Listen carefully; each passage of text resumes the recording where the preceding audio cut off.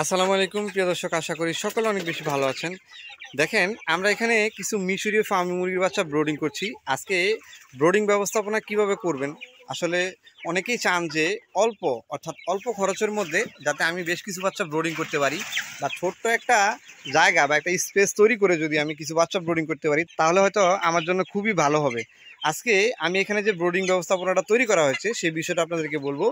এইখানে দেখেন, আমি চারপাশ দিয়ে প্রায় কার্টুন দিয়ে একটা ব্রোডিং ব্যবস্থাপনা তৈরি করেছি। নিচে এখানে পেপার দেওয়া হয়েছে।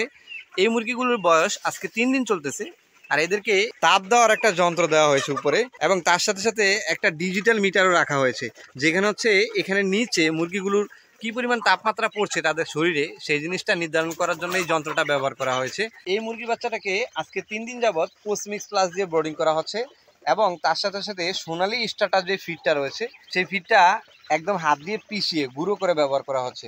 তো অনেকে ব্রোডিং ব্যবস্থাপনা নিয়ে ভিডিও দেখতে চেয়েছিলেন, আসলে ব্রোডিং কিভাবে করে, বা আপনিও হয়তো জিরো সাইজের বাচ্চা সংগ্রহ করে ব্রোডিং ব্যবস্থাপনা যদি ঠিক রাখতে পারেন, আপনার বাচ্চাগুলো টিকে থাকলে হয়তো আপনি সেখান থেকে একটা ভালো আয় করতে পারবেন। তবে হ্যাঁ, এই ব্রোডিং ব্যবস্থাপনা জানা বা শিখার আগে আপনার ইচ্ছাশক্তি এবং মনোবল থাকতে হবে, যা আপনাকে উদ্যোগ নিতে হবে যে জিনিসটার প্রতি আমি শ্রম দিয়ে এটা সাফল্য আনতে পারবোই। তাহলে হয়তো আপনি এরকম ব্রোডিং ব্যবস্থাপনা তৈরি করে ছোট্ট আকারে একটা খামার গড়ে তুলতে পারেন মিশরীয় ফার্মের। হয়তো ধাপ বাই ধাপ আমি এই মুরগি বাচ্চাগুলোর আপডেট আপনাদেরকে জানানোর চেষ্টা করব।